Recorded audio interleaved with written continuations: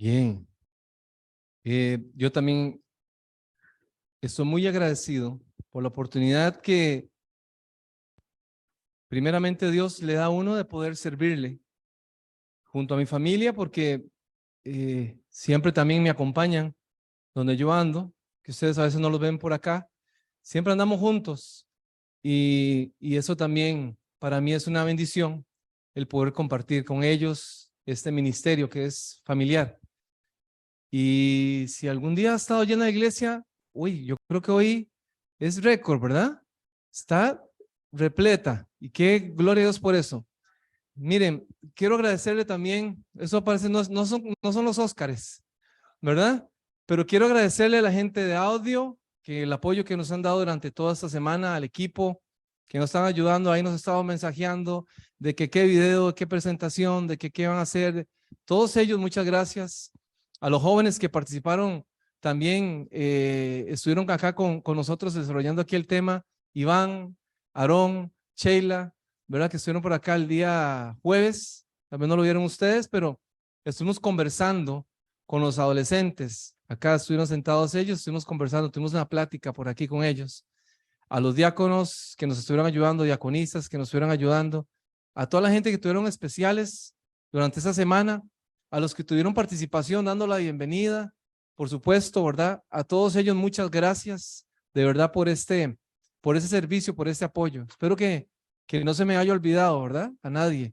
Obviamente el Departamento de Familia por el interés que tiene de siempre fortalecer nuestros hogares. Y yo creo que esa debe ser nuestra prioridad. Les cuento, hace tiempo atrás estaba, después de desarrollar un tema o una semana familia, se me acerca una señora de aproximadamente, podía tener, creo yo, entre 75 o 80 años. Una señora mayor se me acerca y me dice que quiere hablar conmigo. Nos sentamos a conversar y después ella se me queda viendo y comienza a llorar. Y obviamente al ver el corazón de una persona de esa manera frágil, ¿no? De la forma como se estaba expresando, yo le puse mayor atención a lo que me quería decir.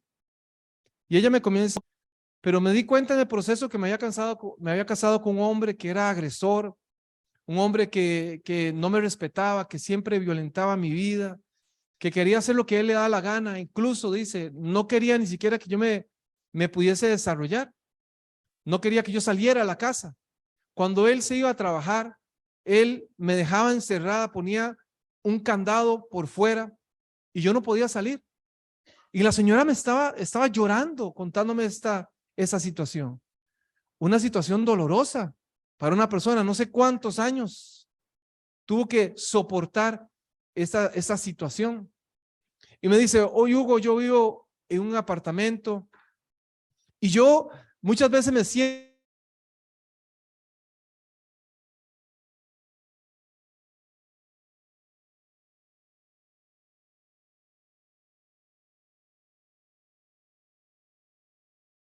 hoy estoy sufriendo porque un hijo tomó una decisión y está en la cárcel y he tenido que estar también en mi edad, a mi edad, ya con tanta preocupación, una más que tengo que hacerle frente.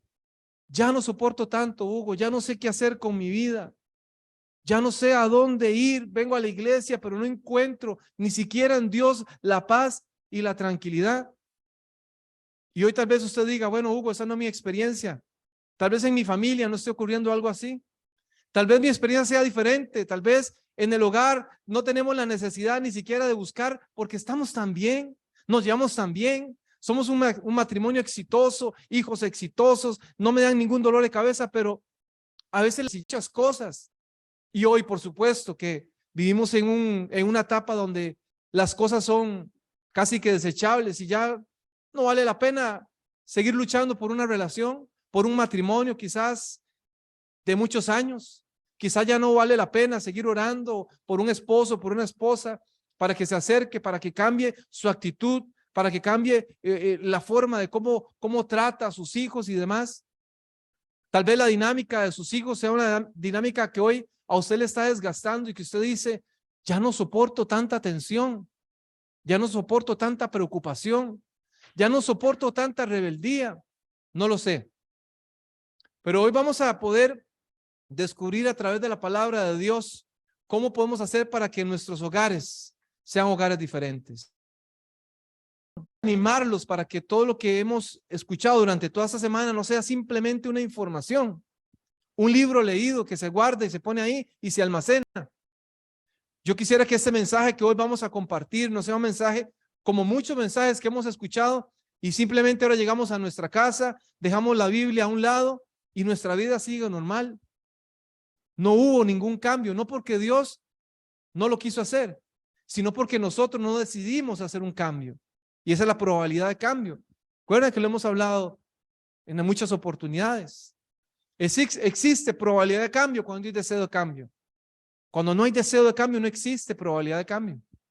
Así que si usted quiere cambiar, desee cambiar, intente hacer su parte, no esperando que los demás lo hagan. Haga lo que a usted le corresponde hacer. Esta semana estuvimos arrancando con el tema de la sinergia de la familia. Estuvimos hablando un poquito acerca de cómo necesitamos coordinar como familia. Y hablamos de que 1 más 1 es igual a 3 en la sinergia. Hablamos que la suma de los esfuerzos de 2 personas era mayor a la suma de una sola. Y que lo que podíamos hacer como familia, padres, hijos, juntos, trabajando unidos, podía ser mucho mejor que trabajando en islas, cada quien haciendo su parte. Y dijimos, hijos, para los que no estuvieron aquí, y dijimos, papás, para los que no estuvieron aquí, que cuando íbamos a hacer el laundry de la semana, que nos íbamos a ir todos, y que todos íbamos a ir a lavar, y que todos íbamos a doblar la ropa, y que en 30, 40 minutos íbamos, no, 1 hora, íbamos a salir todos de ahí, no en 2 horas, una persona sola. Es diferente, uno solo, que 4, que 2, ¿no es así? Y dijimos que la limpieza del hogar la vamos a compartir juntos, y los jóvenes dijeron, sí, lo vamos a hacer, ¿verdad? Y dijimos, la ropa, como lo dijimos ahorita en la mañana, sucia, se va a juntar, y los esposos dijeron, claro que sí, voy a levantar la tapa cuando orino, sí. Voy a cerrar la tapa de la pasta de los dientes para que mi esposa ya no me esté regañando por eso. Bueno, hablamos de que tenemos que buscar actitudes sinérgicas que nos permitan trabajar juntos como familia para quitar la tensión y la carga innecesaria que a veces solo el papá y la mamá la llevan. A veces los hijos ciertas responsabilidades. Compartimos juntos la carga, es más fácil caminar juntos, ¿ok? Estuvimos hablando el día jueves del tema de la adolescencia, algunos mitos. Conocimos el corazón de un adolescente. Y tal vez hoy usted dice, ay, Hugo, yo hace ya tiempillo atrás, ¿verdad? Ese periodo de la adolescencia. Bueno, eso nos pasa muy a menudo a nosotros los adultos, que se nos olvida acerca de esa etapa de cambio. Entonces aquí estuvieron los jóvenes enseñándonos acerca de ese tema de cambio, de todo lo que están experimentando en el cambio, de las expectativas que tienen los jóvenes de los adultos, ¿verdad? Ellos nos contaron sus expectativas. Si usted no vino, ahí queda grabado en el Facebook de acá de la iglesia para que usted los pueda repasar. Ayer, viernes, estuvimos hablando acerca de educación por valores. Y decía Kevin que es un tema que me gustó, dijo Kevin, porque nos facilitó algo. Ayer les hablamos que íbamos a asumir el reto de construir una herramienta, ¿recuerdan? De valores. Estuvimos hablando de valores y lo importante que es la educación por valores en los hijos. Si usted no vio ese tema, no se lo pierda, búsquelo ahí. Y llegamos a la conclusión de que íbamos a hacer algo similar a esto. ¿Lo ven que está acá? Esta era la construcción de la escala de valores que cada familia iba a hacer. Hablamos durante ¿qué es lo que eran? 30, 35 minutos, 40, de cómo llegar a este producto final. Eso que está viendo ustedes es el producto final. Los valores El ADN de la familia que usted puede construir, si usted quiere construir. Si usted cree que las cosas van bien como van, no se preocupe, sigamos igual. Pero si usted dice, yo quiero encontrar una mejora, busque la forma de cómo mejorar. Hasta ahí hemos llegado a lo que esta media semana nos ha permitido y nos ha añadido en nuestras vidas. Hoy en la mañana nos quedamos en una pausa y estamos hablando acerca de un joven. A ver, ¿de qué joven estamos hablando? De José. Y arrancamos con la vida de este hombre llamado José.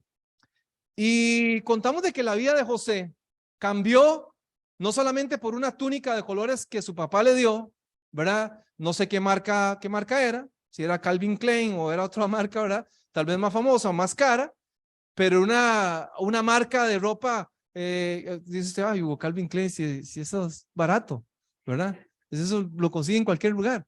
Ustedes conocen más de marcas que yo, posiblemente. ¿Quién dijo?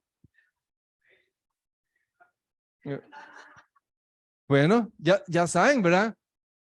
Cuando jueguen Amigos Secretos, ya saben a quién pueden escoger. Al hermano Pedro, conoce de marcas, ¿verdad? O tal vez usted conozca muchas de marcas que venden ahí en la Quinta Avenida, ¿verdad? Que les ponen en el suelo, que todas son de mentiras, ¿verdad? Bueno, igual, la túnica de José no venía de la Quinta Avenida, ya en Nueva York, no, venía de un lugar diferente y tenía su valor. Y ahí comenzaron los problemas, hablamos en la mañana de la dinámica entre sus hermanos.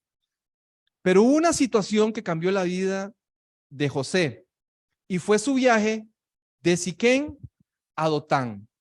Dijimos ahí que en ese momento fue cuando José llegó a ver qué estaban haciendo sus hermanos. Y allí en ese contexto, viendo qué hacían sus hermanos, dice que sus hermanos lo tomaron y lo vendieron por 20 piezas de plata a los ismaelitas, dice la palabra del Señor. Y los ismaelitas se lo llevaron, perdón. Recuerden que habíamos quedado y habíamos mencionado que los hermanos de José lo habían desvestido, le habían quitado la ropa, ¿verdad? Sus medias, sus yeezys, todo se lo habían quitado. Su ropa, toda la desaparecieron, lo dejaron desnudo. Y allá en esa condición, desnudo, desolado, maltratado, humillado, ahí fue donde por 20 monedas de plata que recibieron a cambio, lo dejaron a unos mercaderes. Y en ese viaje, es el viaje de la vida, ese es el viaje donde a usted le pasa por su cabeza tantas cosas. Yo no sé si usted en algún momento ha estado en una situación particular en ese momento de la vida donde le pasan las historias, ¿verdad? De más pequeño, rapidísimo, de una manera así, ¿verdad? Increíble. Le pasa toda su historia de vida en segundos. En ese proceso, José estaba allí, estaba meditando el maltrato de sus hermanos. Yo recuerdo que, por ejemplo, en un viaje que realizamos una vez, mis amigos del vecindario, éramos todos adolescentes. Y resulta que conocimos a un muchacho que tenía tal vez un par de años más que nosotros, vivía cerca de allí. Este muchacho ya trabajaba, tenía un vehículo pequeñito, era una van, pero era muy pequeñita, que apenas casi todos cabíamos. Éramos, no sé, íbamos tal vez unas 8 personas. Y entonces nos íbamos a ir desde la capital donde vivo yo, donde vivía yo en San José, en Costa Rica, más o menos a una distancia de unas 3 horas hacia un lugar que se llama Siquirres, ¿verdad? Entonces había que atravesar por allí lo que se conoce por la ruta 32, ¿verdad? Que se llama la ruta 32, pero es una ruta sumamente complicada, donde hay una gran cantidad de accidentes y donde prácticamente casi que durante la mayoría del día no se ve absolutamente nada por la neblina que hay. Es una ruta que atraviesa una montaña. Hay un parque nacional que se llama Braulio Carrillo y entonces alguien decidió que por ahí esa ruta, ¿verdad? Iba a ser mucho más cercana para llegar a un lugar, a otra provincia que se llama Limón. Y entonces había que atravesar prácticamente ese parque. Ahí están todas las inclemencias del tiempo. la lluvia, los derrumbes que usualmente acontecen, ¿verdad? Vienen unas piedras enormes, casi de tamaño de vehículos, y no le estoy mintiendo. Prácticamente durante todo el año pasan esa situación. Además, se cuestionan cómo alguien decidió hacer una carretera por allí, ¿verdad? Pero bueno, ahí iba con mis amigos, íbamos en un plan, modo fiesta, ¿verdad? Íbamos a ir a disfrutar, a conocer a otros lugares, y resulta que nos fuimos. Todo muy bien hasta la avenida. Cuando veníamos para San José, el carro de Diamond se comienza a calentar, y a calentar y a calentar, y se apagó. Y llega un momento donde estamos ahí en la montaña, donde usted nada más siente que pasan es una carretera, para que ustedes tengan más o menos como la idea de lo que les estoy hablando. Una carretera que en su mayoría del tramo, en sus casi 3 horas, casi en su mayoría tiene prácticamente de venida 2 carriles y de día solamente 1 carril. Y en algún momento solamente son 2 carriles, uno de venida y otro de ida. O sea, no es lo que pasa aquí en las autopistas, que son 4 carriles, ¿verdad? O sea, quítese esa idea. Y resulta que veníamos, y cuando usted va en el camino pasan los furgones, que eso yo no sé cómo hacen para ver, ¿verdad? Esos muchachos van ahí y pasan brum, hasta que se hacía el carrito así, un carrito pequeño. Y entonces Diamond se nos dice, se me está calentando el carro, se me está calentando el carro, se me está calentando. Y de pronto el carro hace brum, brum, brum, brum, brum, y se quedó en medio viaje. Y ahora sí, ¿qué vamos a hacer en la jungla? Decía yo. No hay nada que hacer ahí. Así usted caminando no puede salir jamás. Y ese frío, ¿verdad? No estamos tan preparados, porque el lugar donde estábamos era un lugar caliente. Allá la ciudad donde vivíamos no es tan frío, pero la montaña volviera otra vez, ¿verdad? A normalizar su temperatura, porque no había nada. No había nada que pudiéramos echarle, o sea, no. Pero en ese desorden, uno venía cuestionándose ahora, ¿qué vamos a hacer? ¿Cómo vamos a salir de ahí? Y entonces en eso pasó el tiempo, pasaron los minutos, pasaron las horas, y no salíamos de ese lugar. No había forma cómo salir, hasta que de pronto vemos la luz de un policía. Por fin, no existían los teléfonos celulares, por supuesto. No llamar un teléfono celular. Y si hubiera existido, créame, no había señal. Y entonces para un policía prende y pregunta, ¿qué está pasando?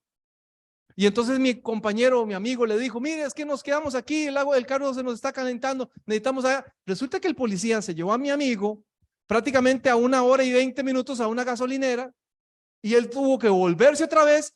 Lo interesante que volvió, ¿verdad? Se parquea un camión grandote frente a nosotros y se baja Diamond, ¿verdad? Venía del camión, pidió ride, y el señor del camión le ayudó. Así como pudimos, le echamos agua o anticongelante en ese momento, ¿verdad? Y entonces salimos de aquella montaña. Un viaje que quizás era un viaje menor, se convirtió en un desastre. Se convirtió en una pérdida de tiempo. Se convirtió en un momento caótico para nosotros. Y así es la vida muchas veces. José estaba en esa condición. Ahora llegamos al capítulo 39, donde José fue llevado a Egipto. José tal vez no comprendía qué era lo que estaba pasando. José tal vez no entendía qué era lo que sus hermanos intentaron hacer con él. Todavía no podía asimilar cómo sus hermanos lo estaban tratando como lo estaban tratando. Y eso lo explicamos ahorita en la mañana. Pero llega el capítulo 39, donde dice, versículo 1, y José fue llevado a Egipto. Y Potifar, oficial del faraón, capitán de la guardia, varón egipcio, lo compró de la mano de los ismaelitas que lo habían llevado allá. Pero noten ustedes lo que dice el versículo 2, dice, pero Jehová estaba con José y fue un varón próspero y estaba en la casa de su señor, el egipcio. Ahora aquel muchacho, aquel pastor de ovejas, aquel joven que tenía cierta preferencia en la casa, los chineos de su papá le compraba sus caprichos, todo se lo compraba. Ahora su condición es otra. Ahora ya no estaba para decir, mami, papi, tengo hambre. Ahora lo que recibía él eran órdenes. Ahora él era un esclavo. Ahora sí había sido comprado. Había sido llevado a la casa de un oficial de la guardia, el líder de la guardia, para que le sirviera, para que fuese su esclavo. Y a partir de aquí comienza una historia de José. Capítulo 39, versículo 3 dice que todo lo que hacía José prosperaba, porque estaba con la gracia del Señor. Porque a pesar de que no comprendía las cosas que le estaban ocurriendo en su vida, José vivía agradando a Dios desde su experiencia de vida. Resulta que dice la palabra del Señor que allí, en esa situación, no era una situación muy normal ni particular. Aquí vemos como tuvo que haber habido una intervención divina.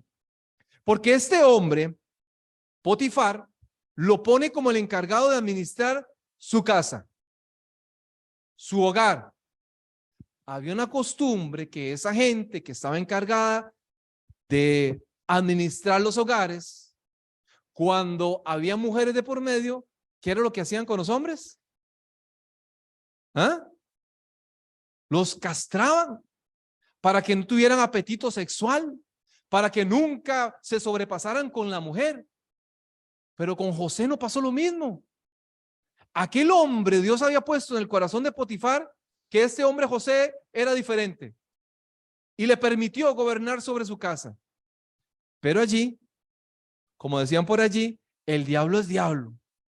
Y la esposa de Potifar comenzó a poner sus ojos en aquel joven, apuesto, galán, medio costarricense, seguro era. Y allí estaba aquel hombre, José, frente a la tentación. Y la mujer, dice la palabra del Señor, se lo comienza a leer. Dice que la mujer comienza a echarle mano, a decirle: José, no está Potifar aquí. Estamos solos, solamente tú y yo, ¿verdad? Aquí estamos. Y entonces José se comienza a cuestionar y comienza a decirle a ella: ¿cómo yo pues haré tan grande mal y pecaré contra Dios? No puedo. Mi amo, mi Señor ha confiado en mí. Nosotros tenemos dos caminos en la vida. Yo sé que todos los que tenemos aquí hay una historia de vida que nos ha marcado. José pudo haber dicho: bueno, de por sí ¿qué más mal me puede pasar? De por sí aquí nadie me va a ver. De por sí toda la vida he sido despreciado. Y ahora alguien que me quiere amar. Y ahora alguien que quiere afecto. Que me quiere dar afecto. ¿Qué voy a hacer? Pero José se quería ser responsable de su vida, del aquí y del ahora. Y hay gente que todavía hoy en su adultez está responsabilizando lo que hoy está viviendo como adulto, de sus experiencias de niño, responsabilizando a sus papás, responsabilizando a sus abuelos, responsabilizando a aquel tío que en algún momento se quiso sobrepasar. Y dice: es que mi vida, aquella persona la marcó. Es que yo pasé tanta necesidad cuando era pequeño. Es que yo pasé tanto dolor. Es que yo pasé tanto sufrimiento. Es que tanto desprecio en mi vida. Es que tanta pobreza, Hugo, es que usted no entiende cómo vivíamos. José no miraba al pasado. José quizás vivía el presente y sabía lo que tenía que hacer y lo que Dios demandaba de él. Por eso se mantuvo firme. Pero el diablo siempre es astuto. Así que a pesar de que José se mantuvo firme, la esposa de Potifar levantó un falso testimonio contra este hombre. ¿Conocen la historia? Es la palabra del Señor que entonces José fue a parar a la cárcel. Y en el capítulo 40, vemos la historia cómo José se encuentra allí con dos hombres. Estando en la cárcel,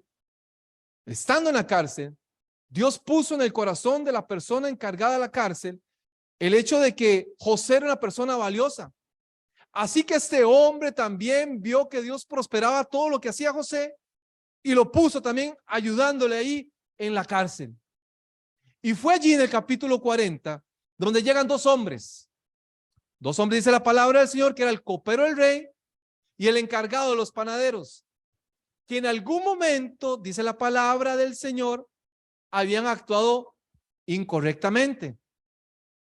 Y entonces, estando allí, dice la palabra del Señor, aquellos hombres en una oportunidad tenían su semblante triste. Y José llega y les pregunta, ¿qué les pasa? Los veo tristes. Comienza a hablar con ellos. Así que esos hombres dicen, mire José, tuvimos un sueño. Y como José, ¿verdad? Era aquel hombre soñador, ¿lo recuerdan ustedes? Lo hablamos en la mañana, que Dios le revelaba sueños, que Dios le daba sueños a aquel hombre. José le dijo, bueno, ¿hay acaso algo imposible para Dios? Cuénteme, que Dios es el que interpreta los sueños. Y los hombres comenzaron a contarle sus sueños. Ya conocen la historia. La interpretación, José le dijo al copero, vas a volver nuevamente, vas a ser restaurado por el rey, vas a recuperar tu rol. Y el panadero, entonces, contento al escuchar esto, le dijo, ¿y yo qué? ¿Seguiré haciendo pan guatemalteco? No, no va a haber pan guatemalteco. Usted a los 3 días también te van a ahorcar y las aves van a comer tu cuerpo. Así que con eso en mente, aquel copero se quedó en su cabeza. Aquel hombre José interpreta sueños. Y José le dijo, cuando estés allá, acuérdate de mí. Pasó el tiempo, dice la palabra del Señor. Y en el capítulo 41, ahora sí, el faraón, ¿verdad? Tuvo un sueño, el rey tuvo un sueño. Y entonces en ese sueño manda a llamar a la gente a ver qué era la interpretación, a los adivinos, y nadie podía dar la interpretación del sueño. Así que entonces el copero, que ya ahora sí estaba sirviéndole nuevamente al rey, le dijo, hay un hombre allá en la cárcel que yo me acuerdo que me interpretó un sueño. Este hombre es de Dios, te puede ayudar. Y allí estaba José, el israelita, allí. Lo llamaron. Pero dice la palabra del Señor que cuando lo llamaron, cuando lo presentaron delante del rey, dice que le cambiaron su vestidura, su ropa, y lo presentaron con una mejor versión, ¿no? Ya lo mudaron, ya no tenía ropas de cárcel. Ahora se tenía que presentar delante del rey. Y estando allí delante del rey, José le interpreta el sueño al rey. ¿Recuerdan que era el sueño de las vacas, de la prosperidad? Que iban a pasar un tiempo con mucha abundancia, pero después también iba a haber un tiempo donde iba a haber mucha escasez. Y José le revela el sueño y termina diciéndole a José al rey, y señor, vas a tener que escoger un hombre inteligente, preparado, capaz para poder administrar. Haciéndose, de verdad, autovendiéndose. Y el rey dijo, ¿quién más que este hombre puede estar acá?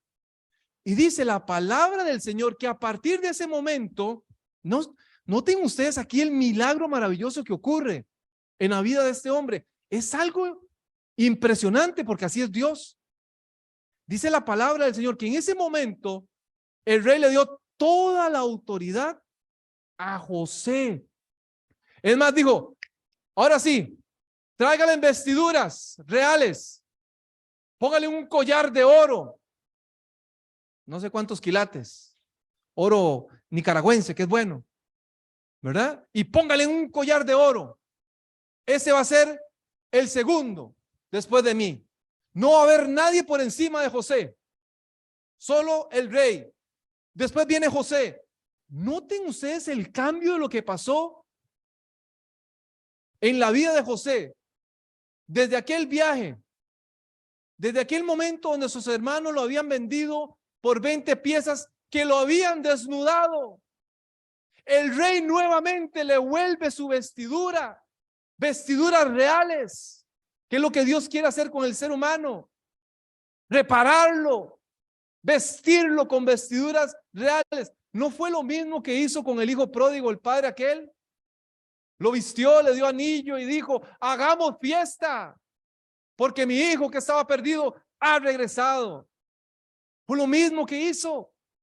Es lo mismo que Dios está interesado en nosotros. La palabra del Señor, que en algún momento seremos transformados y tenemos nuevas vestiduras y nos presentaremos delante de aquel que nos dio la oportunidad de tener vida eterna. Y nuestras coronas serán arrojadas delante de él por la eternidad. Nos devolverá la dignidad que el pecado nos ha robado.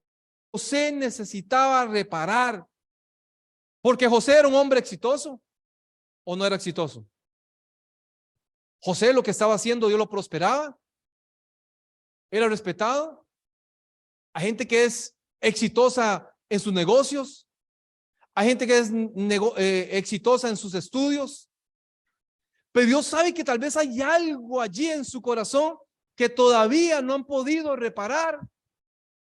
Y Dios es allí donde quiere trabajar con el corazón del ser humano, reparando lo que en algún momento el pasado dejó allí, la semilla que en algún momento se sembró ahí y se ha ido transformando y transformando y transformando en un cáncer emocional que lo desgasta a uno, que lo levanta, que lo tira, que lo revuelca, que constantemente lo está presionando a uno.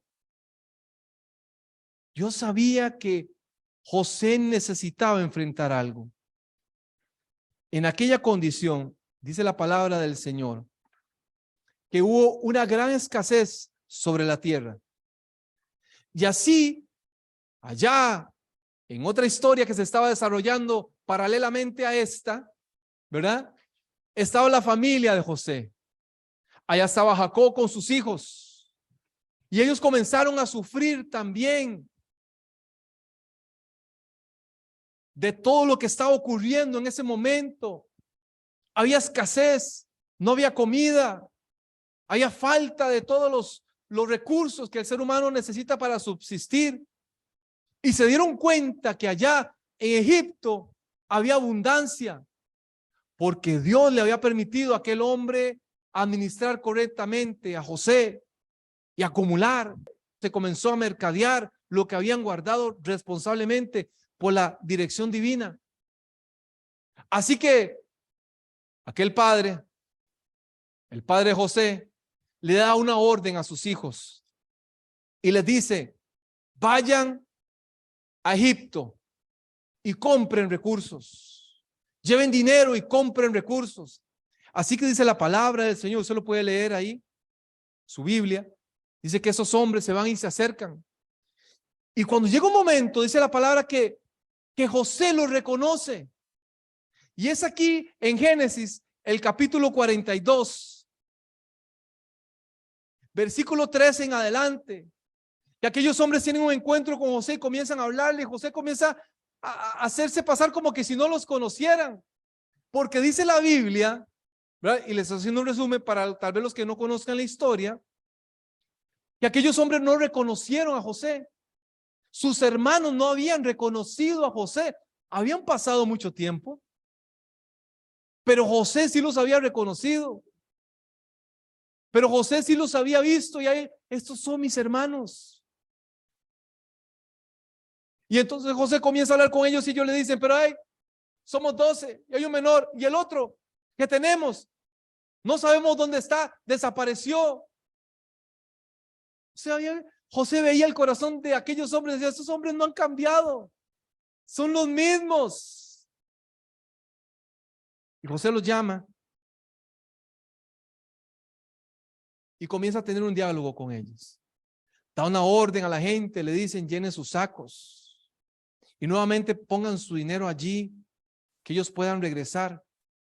Pero dice la palabra del Señor que tomó a uno de sus hermanos y lo dejó allí y dijo: bueno, si todo lo que ustedes me están contando es cierto, si ustedes dicen que ustedes son hijos de ese señor y tienen un hermano menor, a ver, demuéstremelo. Se va a quedar uno de ustedes aquí en la cárcel y regresen con ese hermano menor para ver que lo que me están diciendo es verdad. Y entonces aquellos hombres se fueron, se asustaron cuando vieron que tenían lo que habían comprado y les habían retornado el dinero. Increíble, ¿verdad? Ni Amazon lo hace.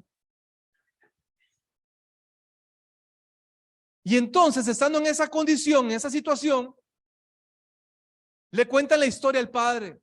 Y el padre de Jacob dice, no, no es posible. Yo no puedo mandar a mi hijo, a Benjamín, al pequeño, no lo puedo hacer. No puedo soportar tanto dolor. ¿Qué pasaría si él muere? ¿Qué pasaría en mi vida? Voy a llegar a mis últimos días sufriendo el dolor de la pérdida de otro hijo. Ese sí era el hermano de sangre de José, de la misma mamá, del mismo papá. Así que por necesidad tuvieron que llevar al hermano. Y ahora sí, en este capítulo encontramos 3 momentos en la vida de José. El primer capítulo, en Génesis, el capítulo 42, versículo 24, dice la palabra del Señor, Génesis, el capítulo 42, versículo 24, que cuando llegaron los hermanos por primera vez, pasó algo en la vida de José.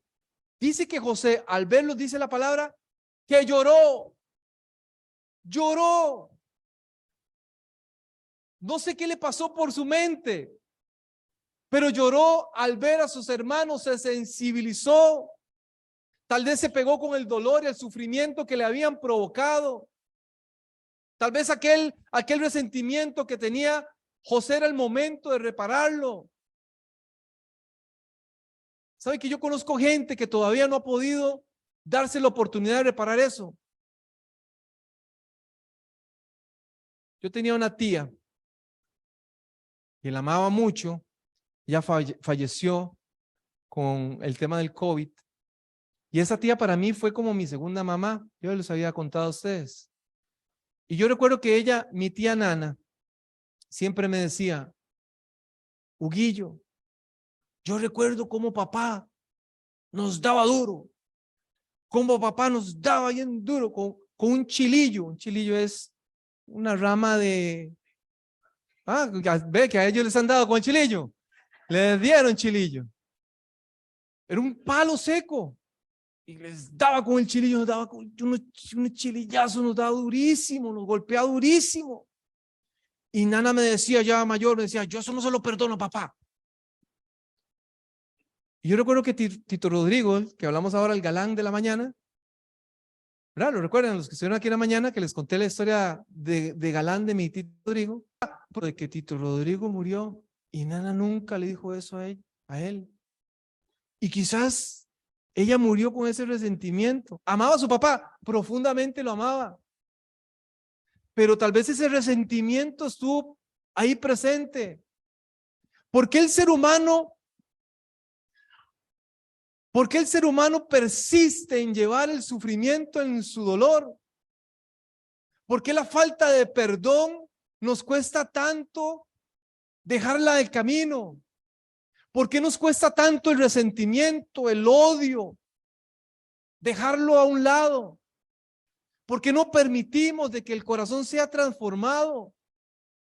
Y allí José, ahí se apartó a llorar solo. No sé cuánto tiempo, la Biblia no dice cuánto tiempo. Posiblemente los egipcios hasta se alineaban ahí, como no sé si es mucha película de Semana Santa. Pero si ustedes mujeres se ponen a llorar, ¿verdad? ¿Cómo se llama eso? Que se hacen ay, ahora ninguna se hace los ojitos. El delineador. ¿Quién dijo el delineador? Delineador. El delineador, si en una película, aquí por todo lado derramado.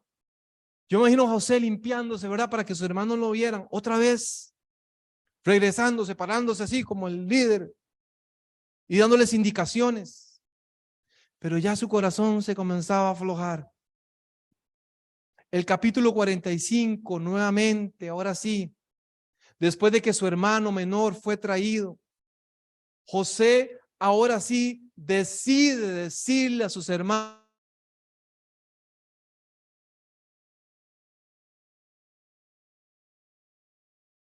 vio a llorar. Es más, dice que lloraba tanto que la gente, que la gente lo escuchaba llorando, que la gente se cuestionaba seguro, ¿por qué está llorando tanto? ¿Qué le pasó?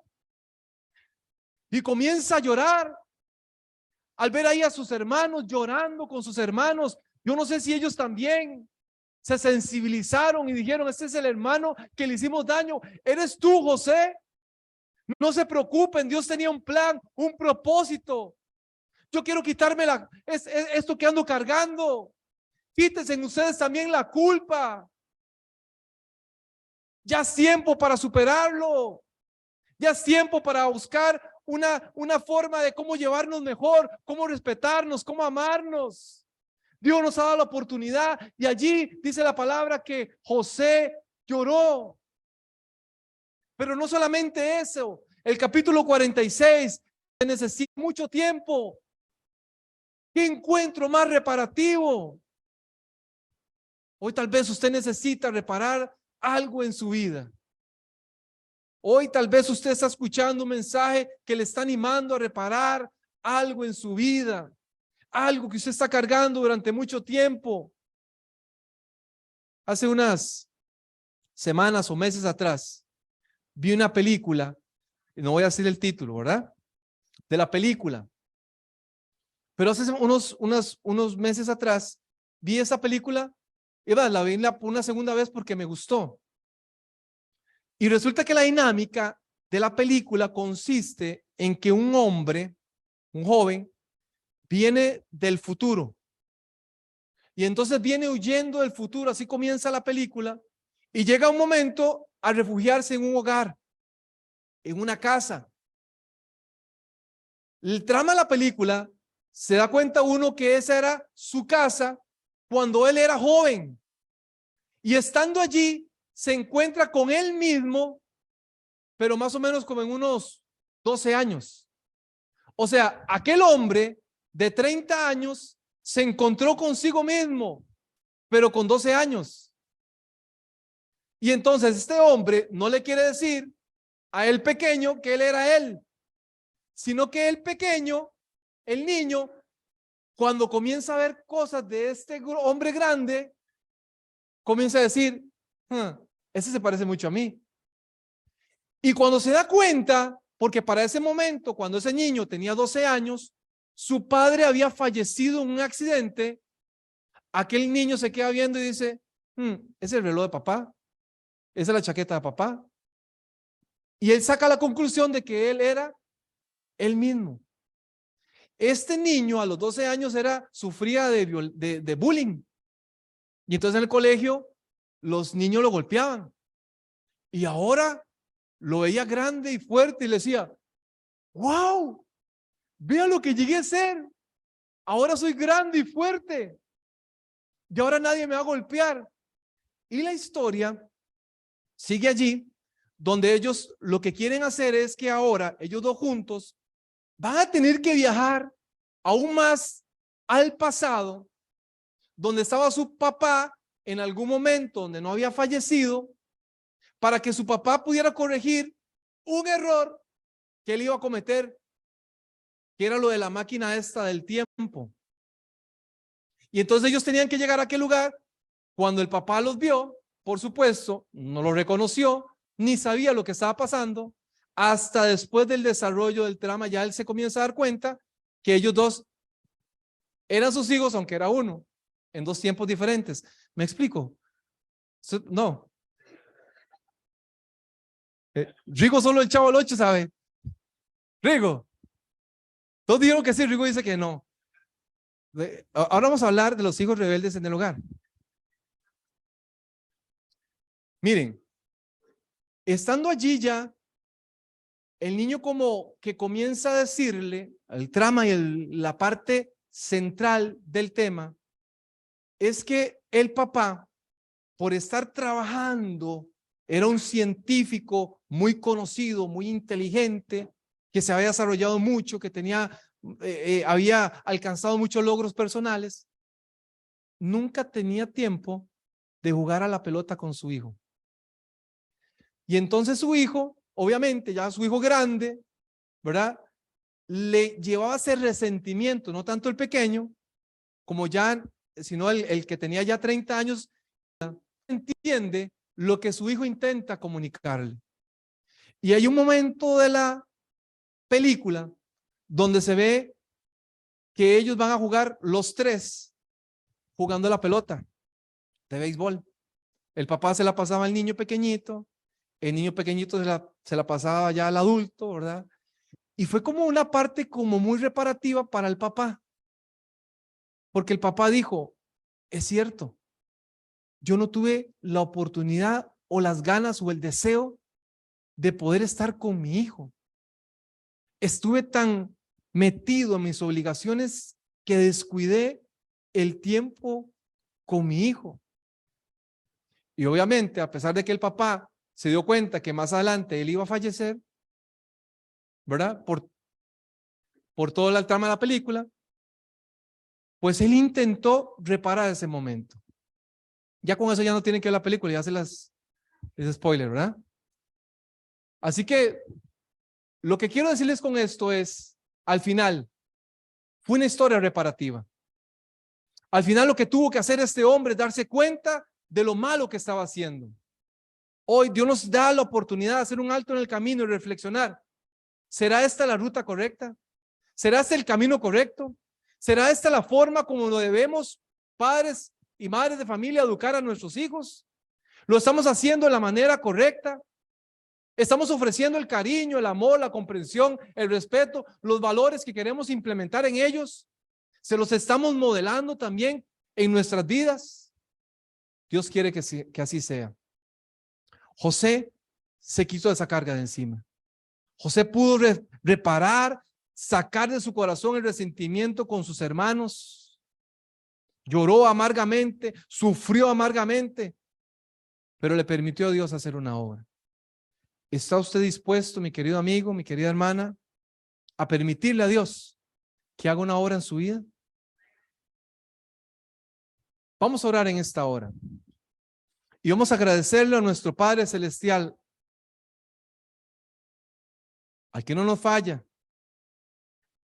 al que siempre está dispuesto a ayudarnos y a tolerar nuestros errores, que nos dé la sabiduría, la fuerza, la valentía para hacer las cosas de acuerdo a su voluntad. Padres, pidámosle en esta hora a Dios sabiduría para que podamos educar a los hijos de la mejor manera. Hijos, pídanle a Dios allí donde ustedes están ahorita, en sus corazones, que le ayuden también a cambiar ciertas actitudes, como también nosotros los padres necesitamos hacerlo.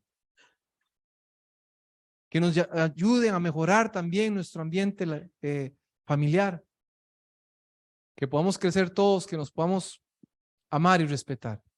Pongámonos de pie para terminar en esta hora con una oración.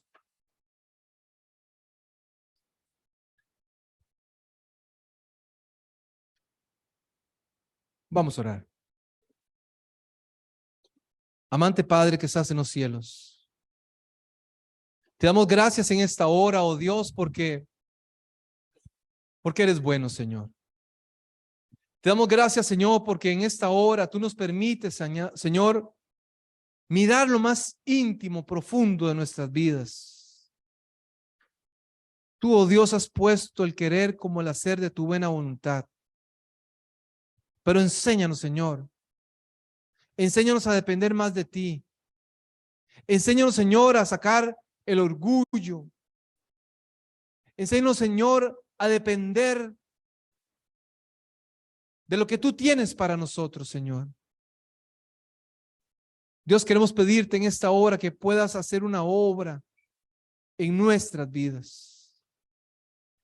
Quizás aquí hay personas que están luchando con el resentimiento, quizás con el dolor, quizás, Señor, con el maltrato que en algún momento se les dio. Y quiero pedirte, oh Dios, que tú puedas reparar ese dolor. Que tú puedas sacar de ellos, Señor, eso que les está angustiando, que les está presionando, Señor, y que no les permite, Señor, disfrutar la vida plenamente, oh Dios. Te pedimos, oh Padre Celestial, que tú puedas bendecir nuestros hogares, que tú puedas bendecir nuestras relaciones de pareja, matrimonios de esta iglesia, las madres o los padres solteros, Señor, que tú puedas bendecirlos, Señor, también. Que tú puedas darnos sabiduría para nuestros errores. Ayúdanos a confiar en ti. Dios, te pedimos por nuestros hijos. Padre, bendícelos. Que ellos nunca se aparten de tu verdad, Padre. Que ellos vivan de acuerdo a tus preceptos, a tus mandamientos. Que hagan tu voluntad, Señor. Aparta de nuestros hijos todo aquello que les pueda perjudicar. Toda amistad, Señor, que se quiera acercar y que quiera dañarlos, aléjalos de su vida, Señor. Toda idea, Señor, que quiera apartarlos de hacer tu voluntad, sácala de su mente, Señor. Y ayúdalos, Señor, en todo momento a vivir de acuerdo a tus preceptos. Señor, nos depositamos en tus manos de amor. Sabemos, Señor, de que allí estaremos seguros. Jesús, oramos en esta hora. Amén. Amén.